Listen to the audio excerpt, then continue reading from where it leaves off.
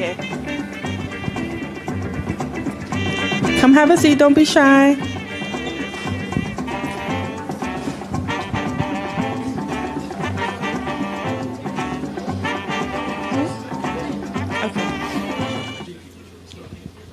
All right. Good evening. Good evening. Thank you all for joining us. My name is Laura Levrose, and this is Kay Marie. We are the culture leads for Trabaja Miami. Trabaja is a national organization with a mission to help increase the number of Black and brown people in tech. We're so grateful to be here tonight to empower small businesses by providing them with the knowledge to incorporate AI into their business operations and strategies. And I'm going to pass the mic to my co-lead, Krishana. All right, good evening, one. Clap once if you can hear me. Clap twice if you use AI. Okay, that's a good start tonight. So as Laura said, we're a nationally recognized tech community that focuses on increasing Black and brown people into the tech scene. We nurture you, we support you, we help you navigate through that system. We are a newly activated chapter here in South Florida. We are emerging. So tonight is really about scaling up with AI because we know the centerfold of our community is small business and entrepreneurship. So we are right here in the heart of Little Haiti because we want to represent what Miami represents. So that's one reason why we're here. But two, we want to activate this with an intentional conversation to let you know we're going to meet you where you are. We don't want you to feel like tech is too intimidating. We don't want you to feel like you can't put your footprint in it because it's here, it's now, and it is shaping Miami at a very rapid pace. So we want you to be part of that big picture. We want you to be part of that. We want you to feel seen and heard. So we would like to thank our sponsors tonight, specifically Miss Joanne, who is a Strive 305 ambassador for the Office of Innovation and Economic Development, which is under Mayor Daniela Levine Cava. So we thank you so much for hosting us tonight. We thank the Trust and the Chamber for being here. We thank the founders that are going to be up in front and center with you to kind of break down the ecosystem for you. And we really, really want to thank our moderator too, Anna, because she is top-notch game changer. So I hope this conversation tonight enlightens you guys a little bit, and we're going to talk about AI scaling. And then afterwards, what you learned tonight, we're going to put in activation because you can take whatever we give you. Words don't mean nothing without action. So we're going to put you through an engagement activity to help fold that little piece in for you and give you our contact information and know that you have access to us. So without further ado, I'm going to pass it over to Anna, our moderator, who's going to introduce our panelists tonight. So give them a warm round of applause. Good evening, everyone. How are we doing today? Good, awesome. We got to do better than that. How are we doing today? Awesome. So my name is Ana Yancy Hernandez. I am the founder of Yancy Media, and as Krishana and Laura mentioned, I am heavily involved in Miami's tech scene. I have a lot of resources. I am a tech writer, so if there's anything that you guys would like to know about how to get more involved in the tech scene, come see me afterwards. Today, I'm extremely excited to have our two speakers on, and I would first like to introduce Tanguy Frederick. She is the founder of Creative Dev Software, and John Pierre, who is the co-founder of Gaia. Please join me on stage. So before we get started, I do want to get a feel for the room. I know Krishana asked this question earlier, but who currently uses AI? Use it, like ChatGPT? Do we use any tools? Okay. Show of hands. All right, so half the room. Who owns a business currently? Okay, who wants to start a business? All right, awesome. Just to get a feel for the room, right, to know what we're working with. So first, let's start with a quick introduction as to please state your name and what your company is all about. Hello, everyone. It's a pleasure to be here. Good evening. My name is Tanguy Frederick, and I'm the founder of Creative Dev Software. Creative Dev Software, we're almost 10 years old. We're coming close to a 10-year-old software development company and technical training company where companies come to us and they ask us to train and upskill their organizations and also to develop different types of software and platforms such as AI, ERP systems, and a number of other things. So it's my pleasure to be here with all of you today. And yeah, I'm going to pass the mic. Well, you have your own mic, so. Hello, everyone. My name is Jean-Pierre Vertil. I'm co-founder of Gaia. So I founded Gaia with my friend Carl Ziade, who's not here with me tonight. He's in Boston. So we met when we were classmates at Stanford Business School. And we've been running Gaia for the past 3 years now. So what we built is a tool that helps insurance agents work faster. So it's a workflow automation browser extension. I will walk you through the details throughout our conversation tonight. But it's basically leveraging AI to help insurance agents get to the finish line when they're quoting a new customer much faster than if they were to do their work manually. Happy to be here tonight. That's amazing. All right, so we have a really two great companies to dive into. So Tanguy, I'm going to start with you first. When you are consulting with businesses, how do you first go about differentiating what is an AI tool versus an AI agent? And for the crowd, can you please explain, use specific examples like ChatGPT, for example, will be an AI tool?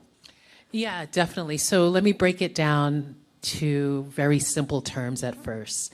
So think of an AI tool, you're putting in a prompt and you're getting an answer, right? So think of a robot. If you were to ask a robot a question, it simply gives you an answer, right? But think about a robot that you ask a question to, it gives you the answer, it does your laundry, it automates your whole life. So that's the best way to think of it. So an AI agent is there to, you'll ask a question and it's able to analyze what you're thinking of, what you want, and it's able to automate the things that you want, and it's learning as you go. So yeah, that's a little snippet to keep it to keep it simple. So ChatGPT would be an AI tool, right? And then you have AI agents. Microsoft, I use Microsoft a lot, Microsoft Azure, when you build out agents. So they're analyzing, communicating, and tweaking as they go. And then the output is based off of what you ask. So there's a lot more that goes on in between input and output. Go ahead, we'll take one question. We'll save it for the end, but we'll take one. Do you think that what you just said is going to replace people? And what kind of time frame would you say, like secretaries, and how would you say, like 3 years, 4 years until those people have a job? But you just said this thing that you're referring to as an agent does whatever you tell it to do, and it learns what you want to do, so it'll get good. The more you use it, the more it'll understand what you want. So do you? We'll okay. answer this one and then we'll go in. All right, because I wasn't sure if that was yeah. a question that was coming up, so I didn't want to throw everyone off track. So I do know and I do believe that with AI, it's very it's important for us as individuals to think from a critical standpoint, and AI is not able to do that, right? So we just had a conversation in the back, and an individual was asking a question about using AI to do her marketing, right? And just using AI to do her marketing with a little bit of human interaction with someone who has the experience. So you're going to get different perspectives from this, but I do believe that an individual who has experience, let's say, for instance, with marketing, is definitely needed, because they'll understand, and neurologically they understand how to, from a strategy standpoint, put together the correct strategy to ask that question so that they get the correct prompt. And not only that, they'll also understand if it's hallucinating. So hallucinating is basically giving you False responses. Yeah, false responses and wacky information back. And you're like, what is this? So I do believe, and I do know based off of what we develop and what we continue to develop, is human beings are needed. And also another thing that I realized, and I'll pass the mic, is we're all humans, right? And we want that human connection. And I don't foresee within 2 or 3 years it replacing everyone. Now, is it going to make jobs a lot easier? Yes.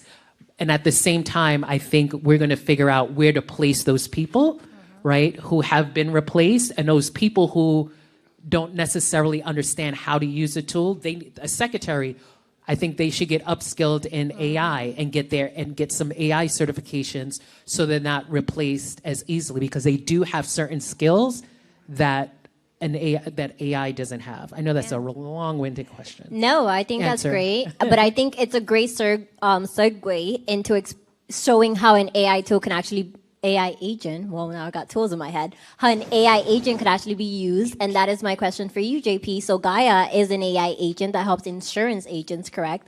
What does a typical business look like for an insurance agent that before they implement the tool versus after?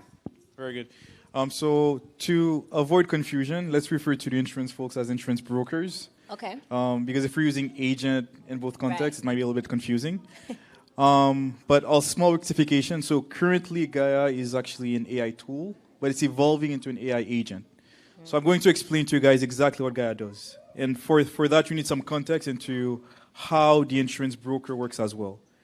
So we deal with folks who have to quote customers on a number of insurance carriers. So they're independent brokers, meaning if you call them and you say, I need insurance for my car, they're going to log into Geico and then put all your details to see what the rate would be.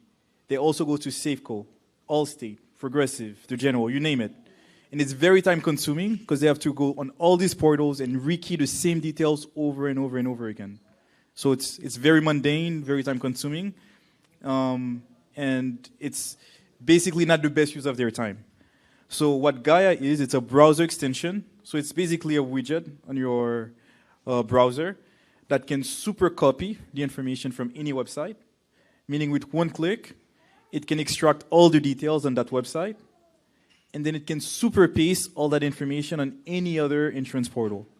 So very simple, super copy, extract, super paste, make sure all the details are filled in the right places, even if the questions are phrased somewhat differently. So one website could ask you, what is the customer's given name? The other one asks you, what is the customer's first name? One can say, what's their family name? The other one says last name.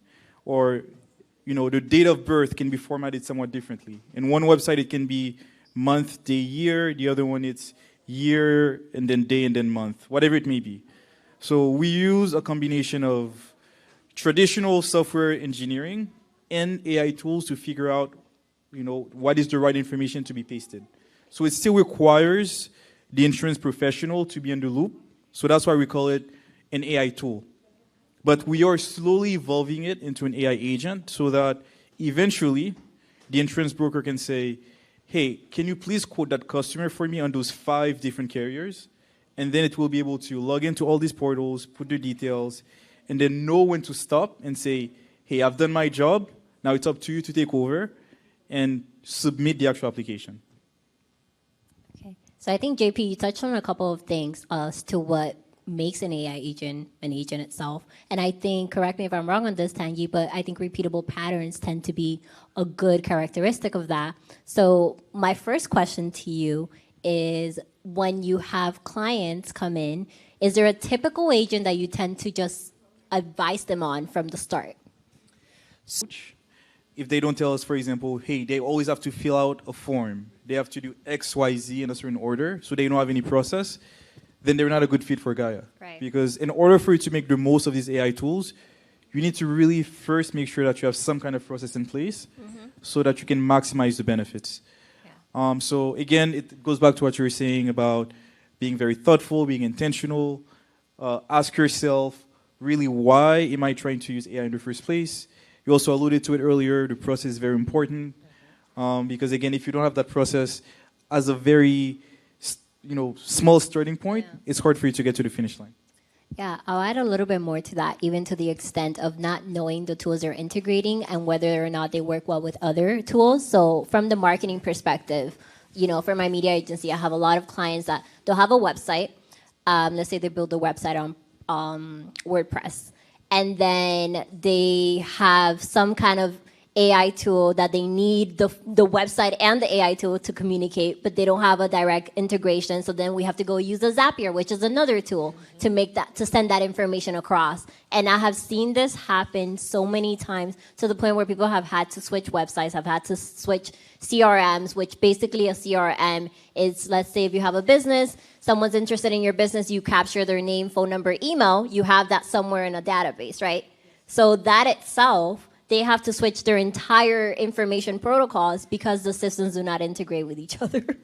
So, And another thing is really important is security. Are these AI tools secured, and what kind of ethical framework, AI security frameworks are in place that company put in place? So that's a whole nother. I always say anyone working in the cybersecurity industry is going to be set for life. And unfortunately, I do not have the brain capacity for it, but if you find anyone in the cybersecurity industry, marry them because they'll be set. Cyber and cloud computing as well. Yep. Yes. So those two.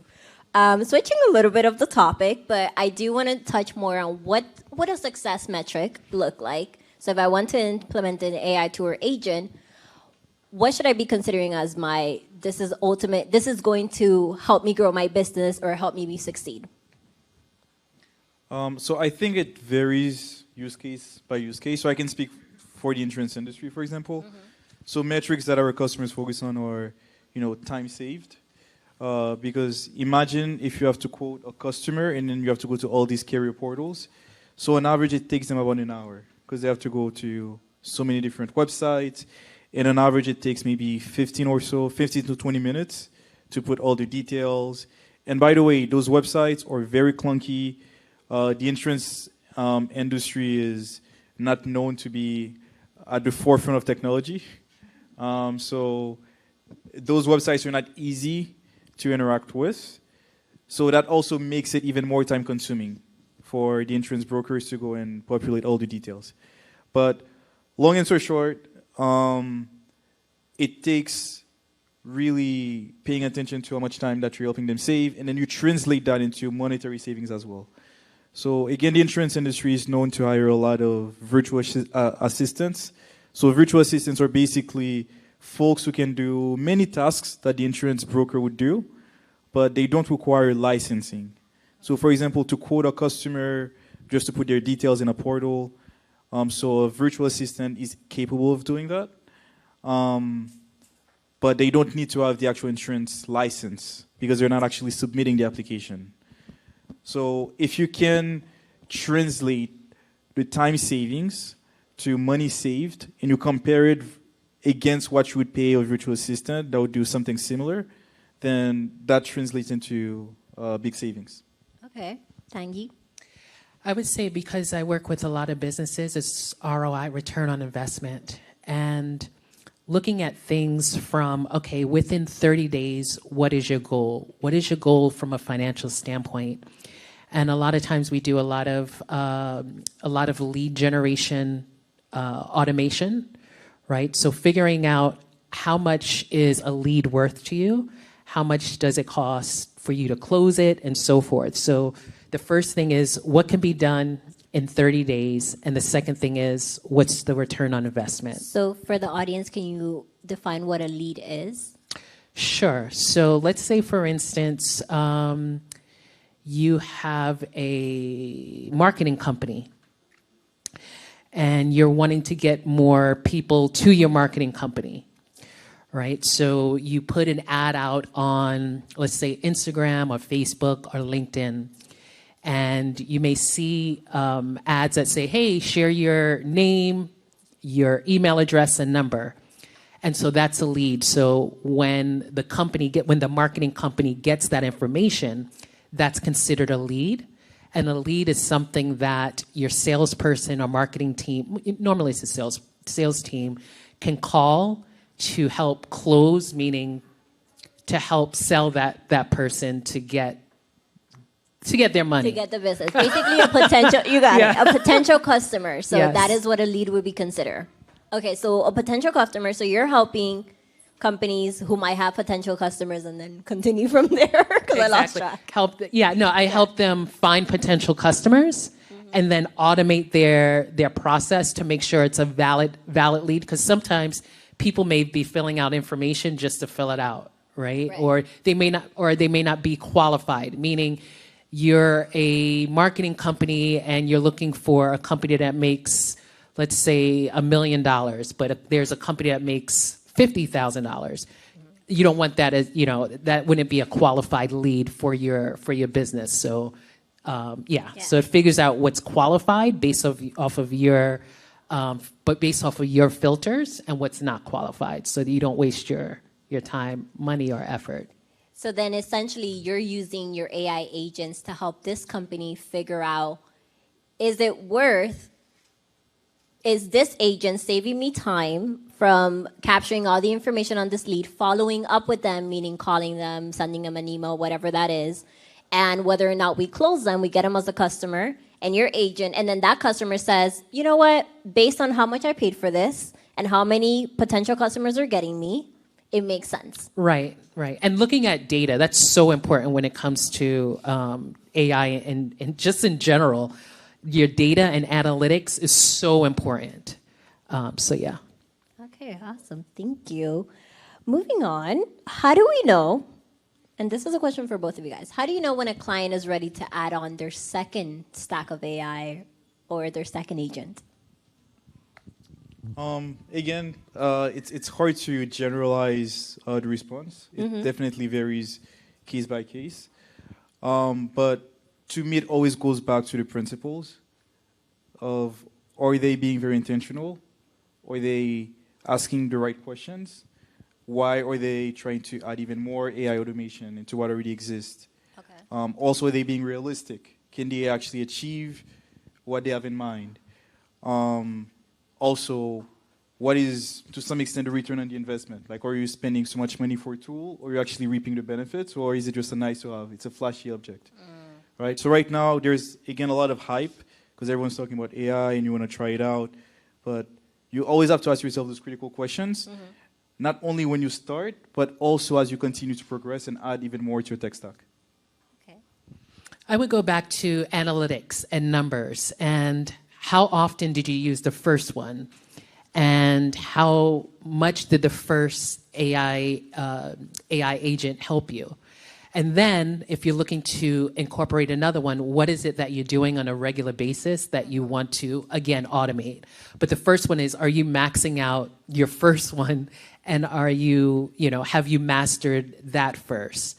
And looking at the data to say, you know what, I think I'm ready for another one.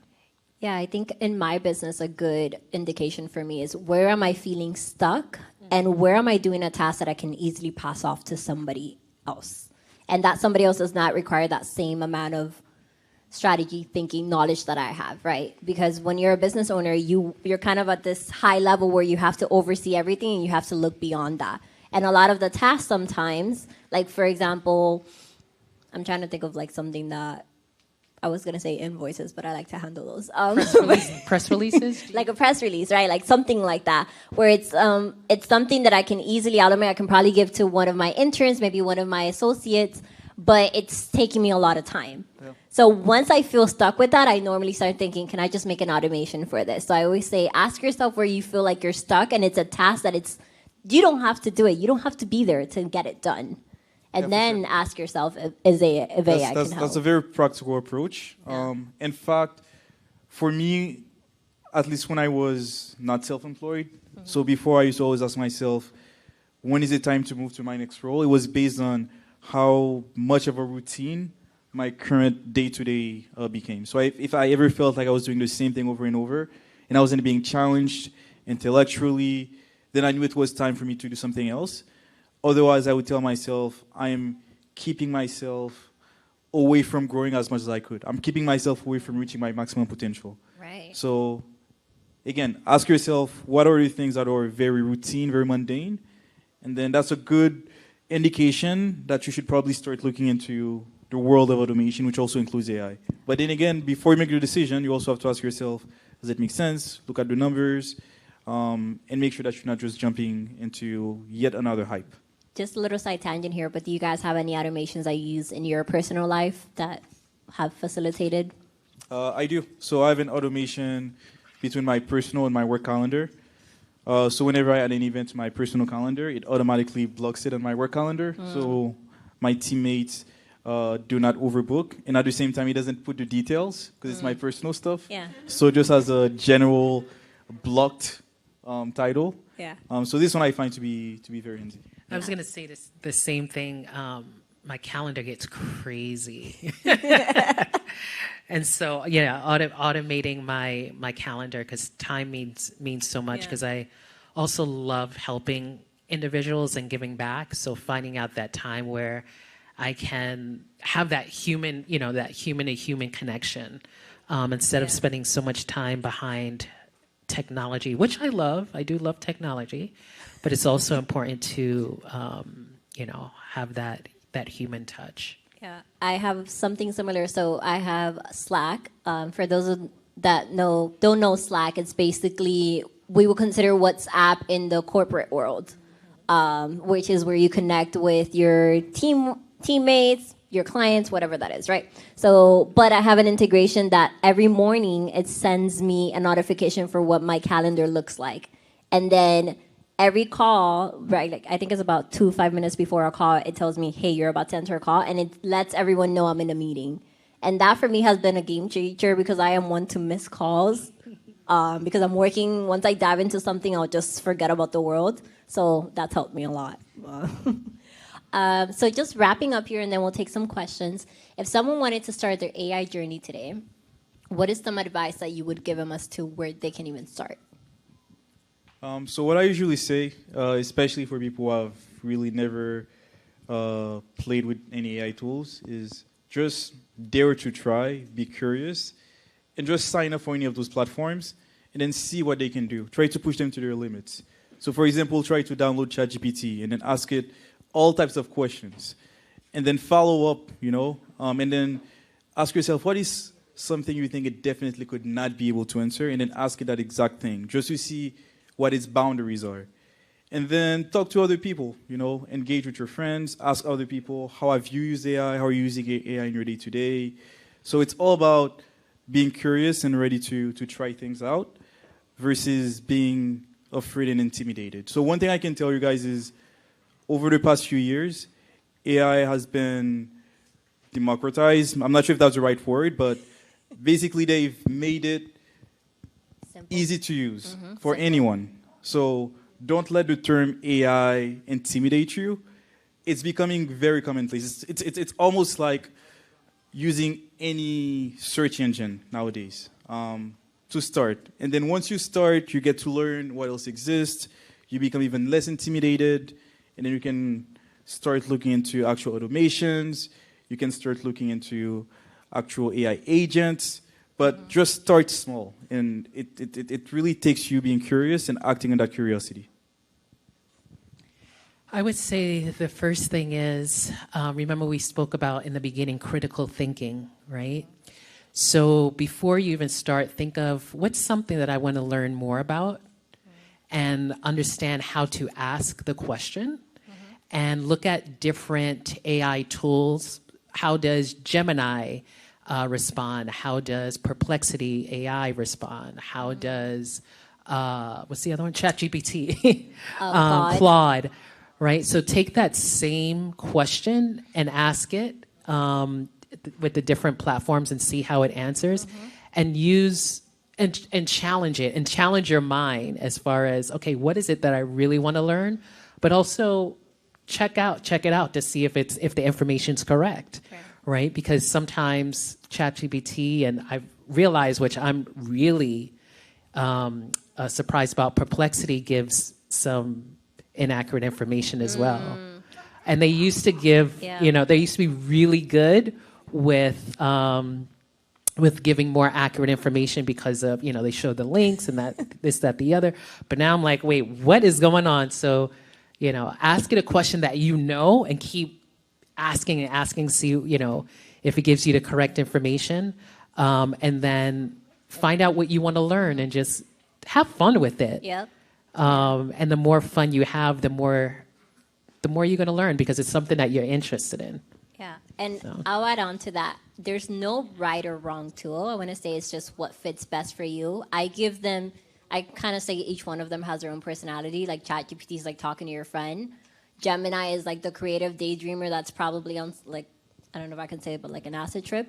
Because they're just, it's so wordy and it's so narrative. I'm like, oh my gosh. But it's great for videos, right? Like VO3, amazing. Claude, I always say, it's like that smart kid in the class that never shuts up and gives you way too much information. So they kind of all, they, in my head, they all have their own personalities, and it's really what fits best for you and which one works for you. Like, I love ChatGPT because I find it so much easier for brand voice specifically in marketing. I can just code it way faster than any other tool.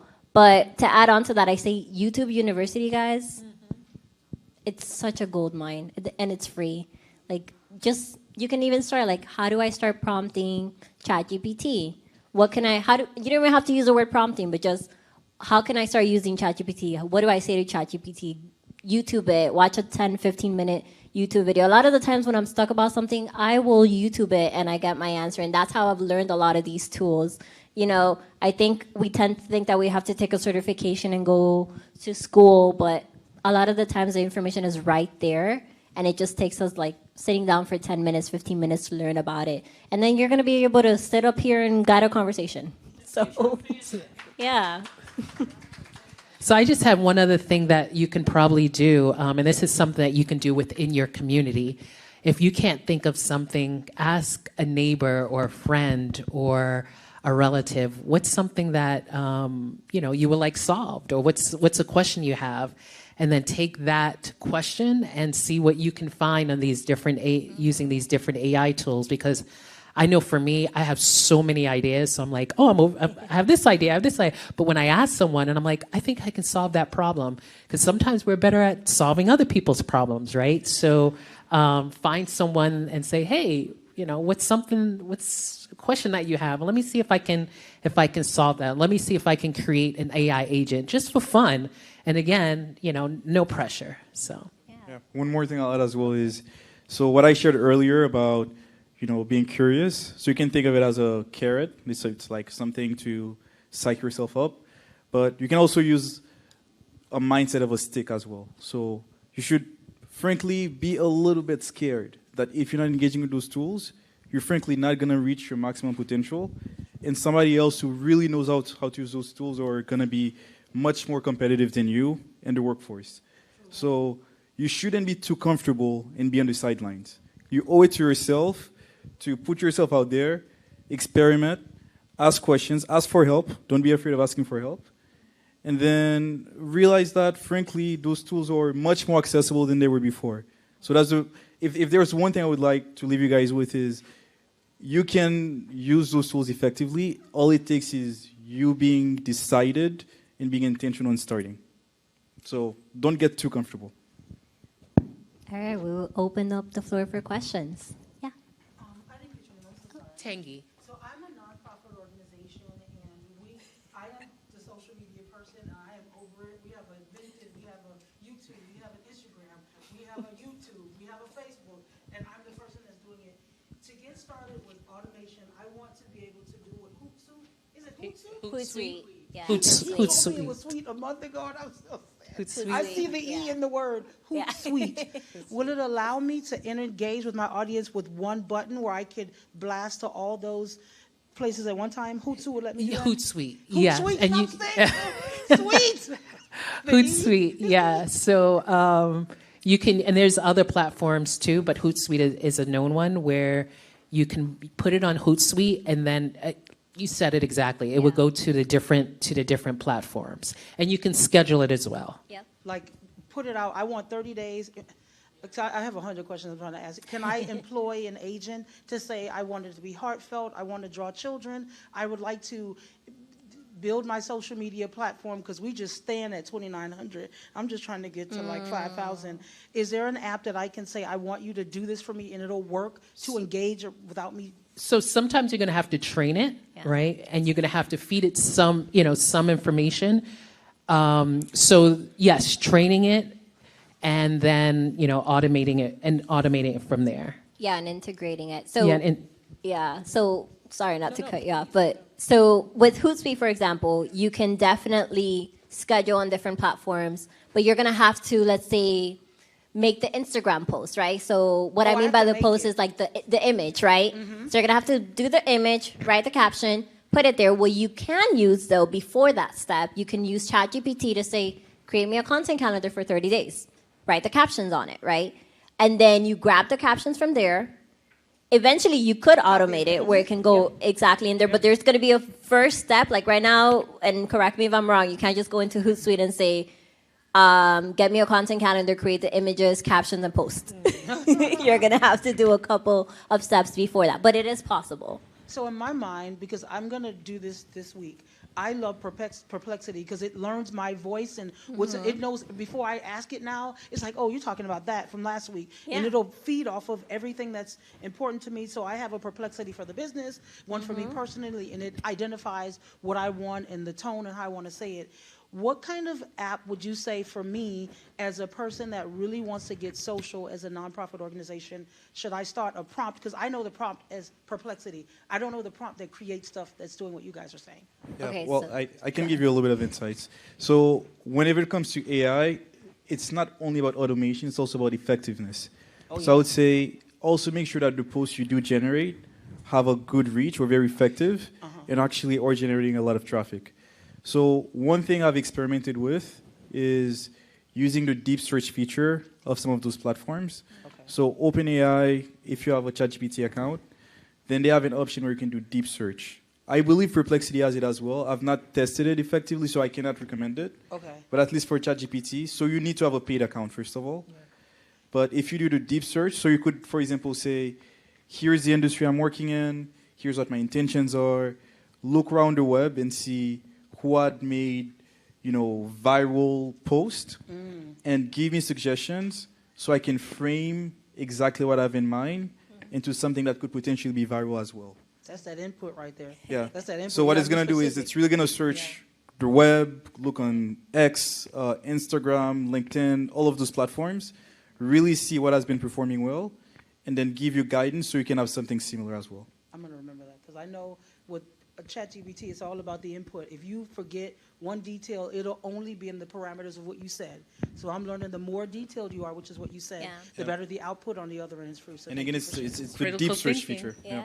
And I do have a hack, especially when I'm lazy and I don't want to prompt. I will create a new chat and tell ChatGPT, I need you to be a content strategist for a social media company. Write me a prompt that you will give AI.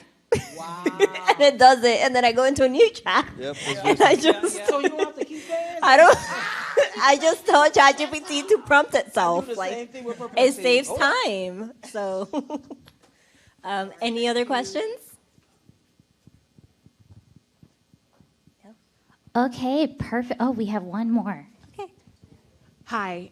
So for me, I think one of my biggest issues is the loss of original thought.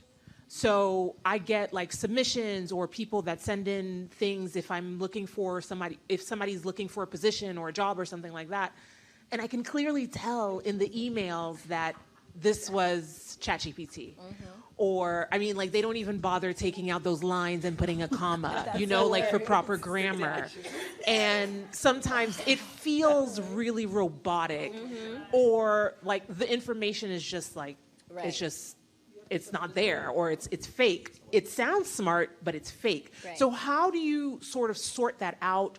Or how do you make sure that it's still keeping some sort of original thought? Or for me, when I'm receiving submissions, how do I sort through that? Can I use the AI to do that, to sort through it, to like vet it? Because if I'm receiving an assignment and I give you an assignment as a teacher, I don't want to get back, you're a something that was teacher. straight from Okay. ChatGPT or plagiarized, Yeah, I think they have tools for that. I think they had it for a while though. It's called Turn It In or something like that. Turn it in? Okay. Yeah. Turn Well, it I'm in. not actually a teacher, but it's just that okay. in my experience, Yeah. I am with the Chamber of Commerce, but like in my experience, like when we're receiving submissions, it sounds fantastic. And then I meet the person in person and I'm like, oh, okay, so we can actually have this conversation in Right. person, face to face. So what I've done, and I was hiring for a position, and I can clearly, I was like, I want to give this person a benefit of doubt, so I called them and I said, I asked him a few questions, and I said, "This wasn't on your resume," and the way this was on your resume, and they straight up told me, I just used, I just used chat. I forgot what they said. It may have been Gemini. So I would say this goes back to like the human part of being human, right? Go with your gut. I say a lot of times. Let's not lose who we are as human beings, and I think that's so important. So if you sense that, call the person and say, "Hey, I would just love to have a conversation with you. Tell me a little bit more." So I think at a certain point we don't want to automate everything in our lives. We want to have that connection. So Yeah. And I feel like increasingly you're going to get better at spotting AI generated text. Yeah. So you were mentioning the dashes earlier. Like whenever I see those long dashes, Yeah. or if I see a post on LinkedIn with so many emojis, like there's different ways that you can tell, and to some extent, I kind of use it as a way to filter people out. Like for example, I had a job position that was open recently, and then a lot of people were applying, and I could quickly identify folks that were using AI, not even trying. Yeah. And then at some point, you really see the pattern. So to some extent, it made my life easier because I could sort through the people who are not taking it seriously even faster. So it's all about how you decide to use AI as a filter as well. Yeah, I would say as for prompting for the brand voice, so this is something that I do a lot with my marketing agency. So it all depends how you prompt it, right? When you just think of branding overall, if you think of a person and you're like, I want this person to sound like a college athlete, to be probably more on the friendly side, charismatic, and maybe a little authoritative. So if you prompt it that way and then you give it examples, this person would never say basically, typically, actually, literally. They would never use that. They will, so you just kind of give it a bunch of information of how they would talk, how they wouldn't talk, and then eventually you can get that voice. So for me, one thing that I did with mine, I have a personal assistant AI. So it helps me craft my emails and things like that. Sound a little more professional because I tend to be very upfront. So what I did was I went through all of my LinkedIn posts and I fed it that, the ones that I actually wrote from about a year ago. It was able to do that because I also write tech articles that are in my voice. I gave it that too. So now it speaks. And when I say craft me an email to this client, letting them know of XYZ, it drafts me something that sounds like me. So as the more information that you give it to wanting to sound how you want it to sound, the better it is. But you got to play along with it. So I have one last thing, and this is from something I read about AI biases. Mm-hmm. So how do you deal with that? Because that's also sometimes, I mean, I use AI, but that's also sometimes that I'm really cognizant of, like, is this a gender bias? Is this a race bias? Like, because it does have a lot of that. And they've been showing some of those studies too with the answers that are coming out of AI. So I don't know so much in text. I haven't seen it. Like for sure in video, if you tell AI to draft you, to get you a video of a person, of a woman walking down the street mid-30s, she's going to be white and blonde. Wow. If you don't tell it to make it look a certain way, like that. Right, you gotta be that specific. Make it right, exactly. So unless you prompted it, you have to be extremely specific with how you want it to prompt. If not, it's gonna give you exactly what you think it's gonna give you. Okay. So in that sense, in video, I have seen biases. I haven't seen it in text, but I could be wrong. Yeah, I haven't seen it in text either. Yeah. So in images and video, yes, and you just have to be again very specific with how you want that person to look, because if not, you're gonna get white or a white woman or a white man. Like, thank you. Yeah. Okay, give our panelists another round of applause, everyone. Okay, so as a culture leader, it's my job to learn. So I took some key takeaways, and one of the things we implement during our chapter leads, our program, is called the 3 degrees of connection. Everything you do in life is a trifecta. So the person sitting next to me, every single one of them were by 3 degrees of connection, and in honoring of good faith and optimism and doing the damn thing, this is how we end up in the same room. So in practice, any engagement activity tonight we're gonna have. So we have AI-powered connections. It's an upskilling thing that we want you to do. So if you could sit down and do it, but we have pamphlets, and basically your job is to connect with 3 people tonight directly about something you learned. So something I took away was, first off, human touch matters. No matter what you do in life, us being humans first. Secondly, AI hacking is allowed because sometimes we are lazy humans, and gradual impacts using the tools. When you're streamlining something, nothing's going to be perfect operationally wise. It's about how much you want to put into it to streamline it. And you have to ask yourself, as business owners, as entrepreneurs, as students, what's important for you? What do you want to streamline? Your studies, Monday through Friday, you're like, yeah, I go to class Monday through Friday. I can't do that no more. I want to go Monday, Wednesday, and Friday. And then Tuesdays and Thursdays, you might be focusing on something else. Maybe an extracurricular activity in tech. Maybe you're going to a tech boot camp. There's different avenues you could think about operations. So those were my biggest takeaways. So thank you again to my panelists. And if you guys want to go back, we have the engagement activity back there. We're going to walk around with you. The only point is there's prompts on there so you can ask each other questions.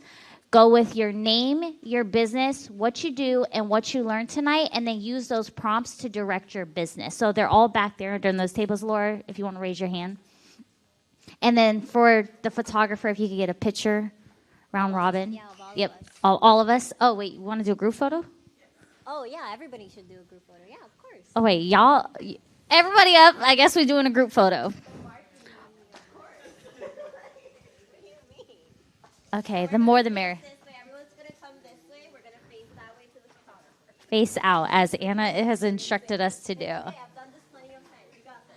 It's a school photo, everyone. You got to show there's I like your shirt. numbers. Yeah. Yeah. Do you need us to come a little bit more forward? Here, let's bring a chair. I'm gonna bring Just you guys can sit down. All the 3 of you can sit down. Okay, so you want us to get around that? Yeah, just go around them. No, just in the chair. Let me put a chair in between for him. I got a chair. Yeah, just one chair in the And middle come right here. stand right here, sweetie. And one more chair right in here. Just move a little bit this way. So we can hear. Are the edges? Yeah. If you're on the side, just come in. Don't be shy.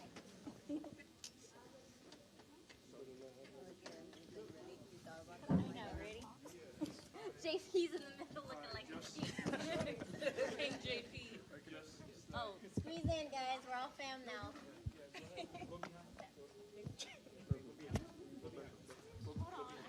Come sit next to her, apparently. Yes, I can give you a mic. Okay? He's like, no. Laura got me out here like a lawyer.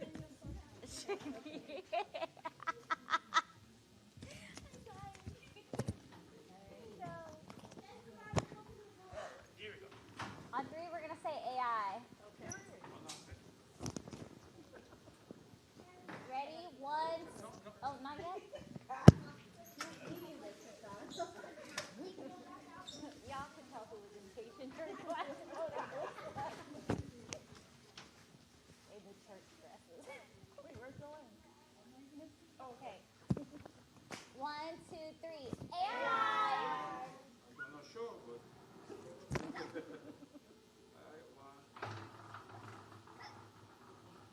One more.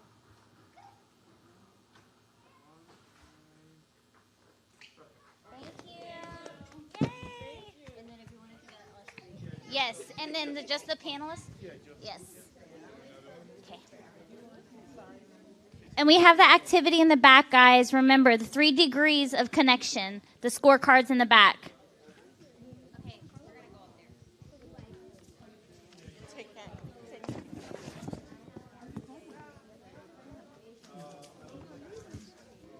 Okay, ready? Anna, Laura? Laura? I see. You say you're in insurance, right? Insurance, yeah. What industry? No, I'm trying to. Getting started. I'm trying to. Okay. Understood.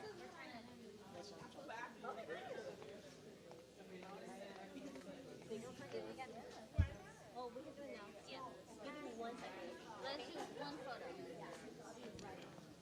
Don't go ready. 1, 2, 3, 4. Okay, do you want my phone too?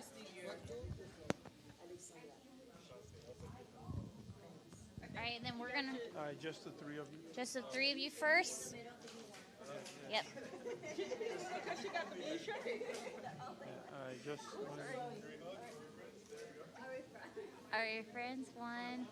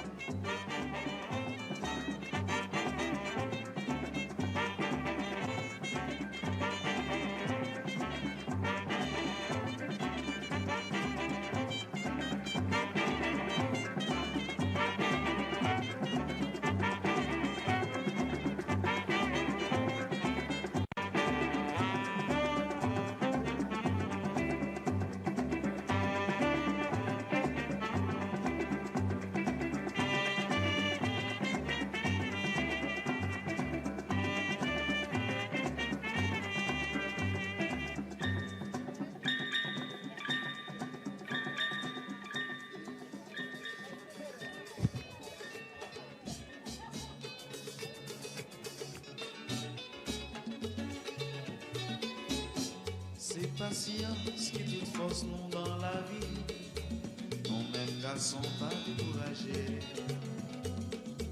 Problème qui finit toujours tout net. Faut nous chercher, chercher bien comprendre. Trop pressé, pas j'en fais jour l'ouvrir. Et un jour qu'on ça la chance ça va sourire. Avec confiance n'a pas travail. Avec courage, n'a réussi. Faut que nous carrésier, malgré tout ça n'a subi. Non pas j'en connais qui ça ripoter. Et on joue comme ça, la chance ça va sourire. C'est toujours avec patience, on joue la réussite.